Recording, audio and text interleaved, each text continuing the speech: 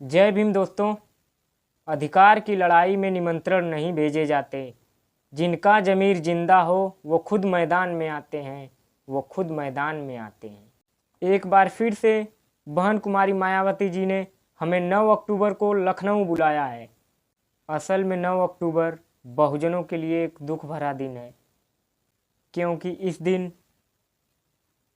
मान्यवर साहब हमारे बीच से हमें छोड़कर प्राकृतिक पंच तत्वों में विलीन हो गए, जिन्होंने बिखरे बहुजन समाज को कश्मीर से कन्याकुमारी तक साइकिल से यात्रा करके जोड़ने का प्रयास किया। DS4 की स्थापना की। DS4 जिसके लिए मान्यवर साहब ने कहा था, ठाकुर बाभन बनिया छोड़ बाकी सब हैं DS4। मान्यवर साहब ने बामसेप की स्थापना की, वही बामसेप जो आज कई शाखाओं में बिखरा हुआ है। मान्यवर साहब अपने समाज के लिए कहते थे, वोट से लेंगे CM PM, आरक्षण से SP DM। वोट हमारा राज तुम्हारा, नहीं चलेगा नहीं चलेगा।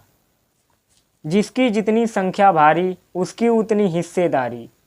वोट से लेंगे CM PM, आरक्षण से SP DM। ये सब मान्यवर साहब की बुलंद आवाज़ है। इन्हीं नारों से मान्यवर साहब ने 85% को जोड़कर एकजुट किया था। कांसीराम तेरी नेक कमाई, तूने सोती कौम जगाई। देश की मजबूरी है, कांसीराम जरूरी है। ये नारे पहली बार आज़ाद भारत की सड़कों पर किसी दलित नेता के लिए लगाए जा रहे थे। आज मान्यवर साहब का संघर्ष ही है जो देश का हर बच्चा बच्चा जय भीम बोलता है, क्योंकि बाबा साहब को ज़मीनी स्तर तक पहुंचाने का काम मान्यवर साहब ने किया। बाबा साहब को तो इतिहासकारों ने मिटा दिया था, मगर मान्यवर साहब ने बाबा साहब को किताबों से निकालकर लोगों तक पहुंचाया। लेकिन जब मान्यवर साहब को लगा कि राजनीतिक ताकत के बिना हम अपने हक अधिकार की लड़ाई को नहीं लड़ सकते, तब जाकर मान्यवर साहब ने बहुजन समाज पार्टी की स्थापना की। और सिर्फ स्थापना ही नहीं की, बल्कि इस देश के सबसे बड़े सूबे उत्तर प्रदेश की सत्ता पर बहन कुमारी मायावती जी को 4-4 बार मुख्यमंत्री बनाया। मान्यवर साहब जो बहुजन समाज को जोड़ने के लिए अपना सब कुछ समर्पित कर दिए, आज हमारा समाज उन्हीं के नाम पर कई संगठनों में, कई पार्टियों में बिखरा हुआ है। आज अगर मान्यवर साहब होते तो इस बिखराव को कभी स्वीकार नहीं करते।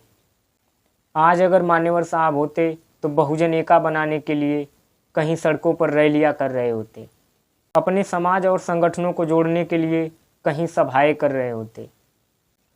सोच कर देखिए, क्या हम लोग मान्यवर साहब के सपनों का भारत बना पाए?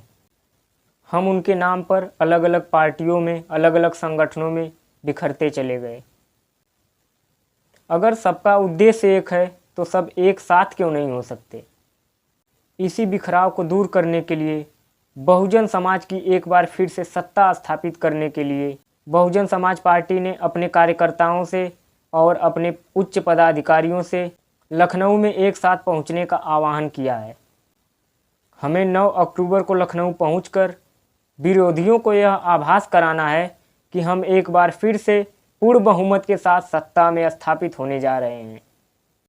हमारा आप लोगों से आग्रह है कि आप लोग 9 अक्टूबर को अधिक से अधिक संख्या में पहुंचकर इस बहुजन मिशन को सफल बनाएं।